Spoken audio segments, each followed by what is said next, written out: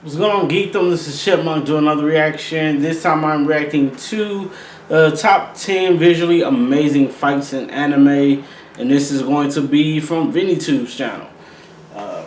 Always some of his top 10, so yeah, we'll see how this goes. Now, there's a lot of animes that have some visually amazing fights, and the one that I can best describe is one of the better looking animes when it comes to visuals and fighting would be Demon Slayer. It is beautiful as far as how they have it, so visually it's amazing. But yeah, we'll see how far or where they at on this list for ViniiTube.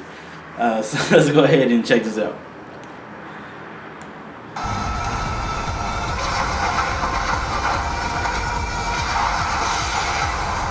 Mob versus Mogami.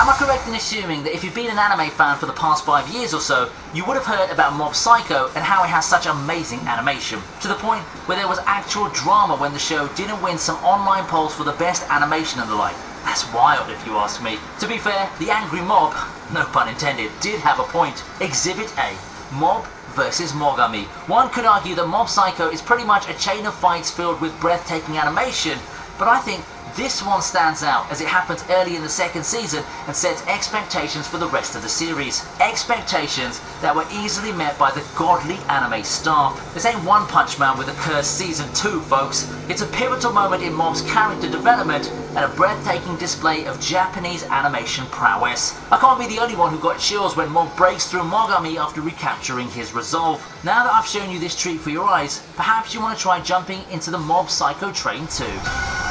I didn't see second season yet. I only seen the first season of Mob Psycho, and I enjoyed it. I was surprised that I actually enjoyed it, because I didn't think I would.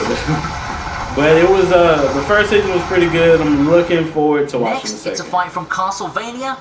Yes, sir.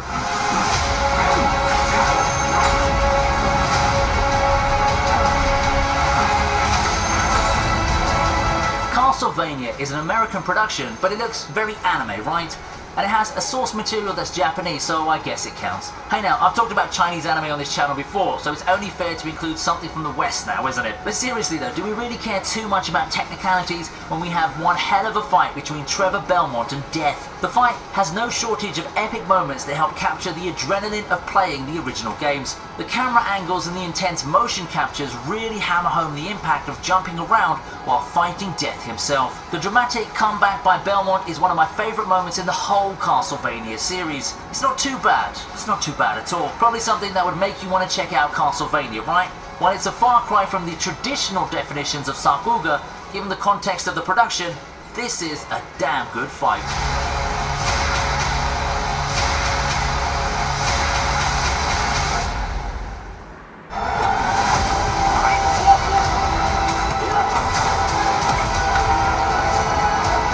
Never heard one thing for this anime. It's been a while, but I think it's the perfect time to talk about this fight again. After all, for those of you who are new to the channel, it's probably your first time being introduced to this masterpiece in animation. One of the best fight scenes in anime. Oh yeah, he did talk about the amount of effort exerted in animating a sequence so smoothly. Because he was talking about the clips speak for itself. Was in the top 10 for best fights engaged is to just in wow anime? them with smooth animation, and wow us this show did with its display of superb martial arts and hand-to-hand combat. Unfortunately, the show's not too popular, and for the casual viewer, the fight unfortunately may not mean too much.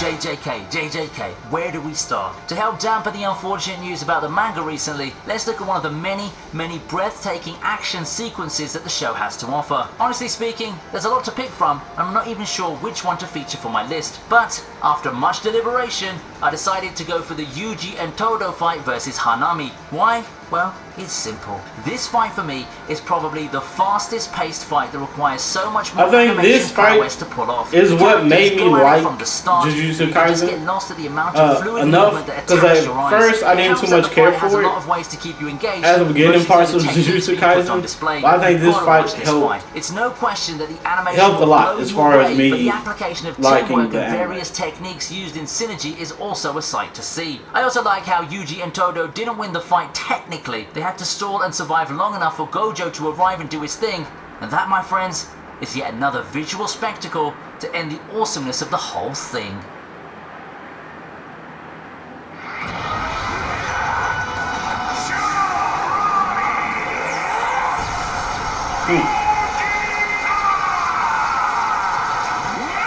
Broly is on a roll. Not only is his appearance in Dragon Ball Super one of the iconic moments thanks to that spine-chilling transformation, more on that in this other video, his fight against Gogeta is one for the ages. Thanks to the wonders of modern technology, the Broly and the Gogeta that we've known from the old days have been reborn in amazing fashion. As expected from a theatrical production, the animation is just top-notch, and it really recaptures the heat of the battle between two of the most powerful beings in the Dragon Ball universe. Both fans of the old days looking for nostalgia, or the newer viewers that GBS got would just love this fight. Paying to see the movie live will forever be a purchase that I will never ever regret. We rarely see Gogeta in action, but he never disappoints when he sets out to kick ass. This is just one of the many fights that we'll remember the series for.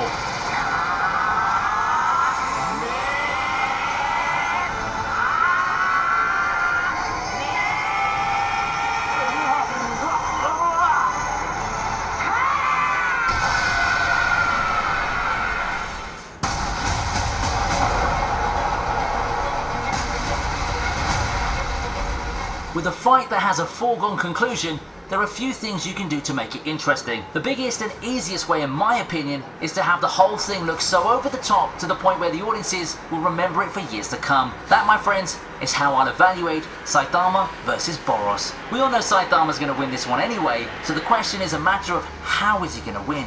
How is it going to look? Well, if attacks as over the top as the ones Boros threw is your thing, you've come to the right place. Watching the fight again, I can almost feel the impact from Boros' attacks that seem more than capable of planetary destruction. In the end, Boros' trump card is no match for Saitama's serious punch, and we put an end to this chapter of One Punch Man in probably the most visually impactful way possible. I sometimes too many animes doing one season.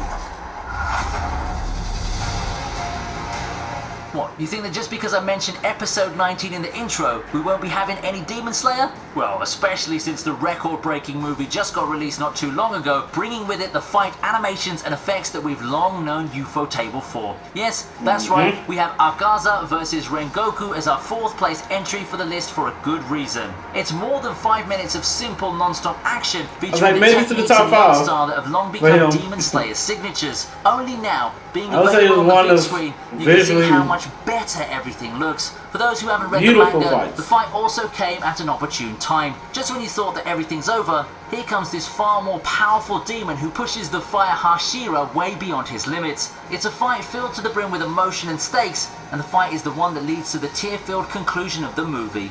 It's one of the most moving fights in anime movie history for me.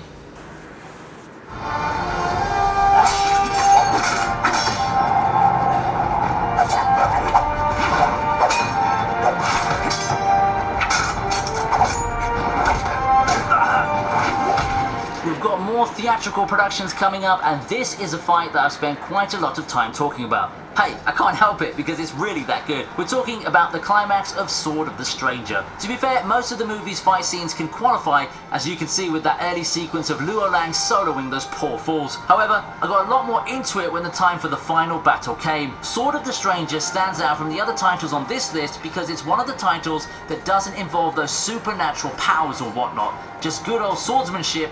And it's fights like these that must be so well animated in order to captivate the audience. Luo Lang versus Nanashi almost single-handedly makes the movie worth watching, but I'd say that the entire movie is good, not just this part. Still though, it's the standout that I'll always remember the film for.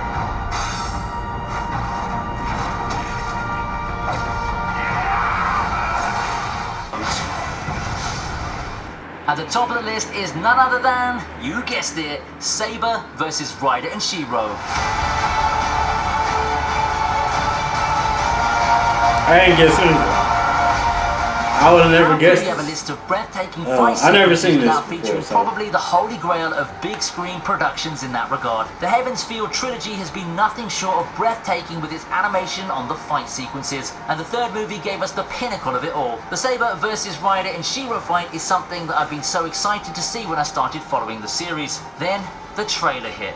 Then the actual film hit, and let's just say that I was completely captivated by the glorious animation in the real thing. I won't go as far as to say that nothing will compare to this fight in the film trilogy, but it's got a pretty damn secure grip on the top spot for me. There could be some arguments for some to consider the Berserker versus Saber fight, and it's a valid point, but for me, I think there's just far more stakes and emotional investment in this fight, and we know that it's the magic ingredient to help push a fight further. And with that in mind, I put this as my #1 breathtaking battle in anime, and I'm curious if you'd agree or not. Feel free to chime in on the comment section while you're at it. I haven't seen the fight, so I don't know if I could agree.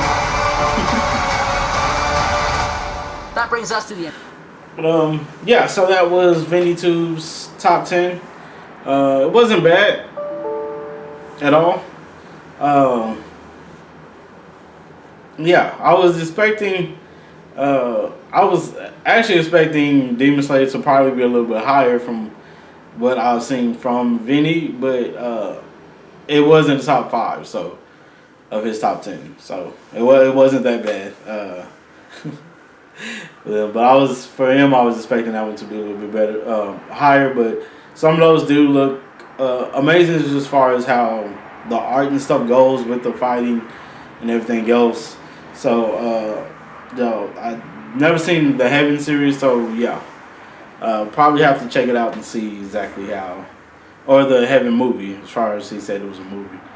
So I've never seen that film, so I have to check it out and see. But yeah, let me know what y'all think about this in the comments below.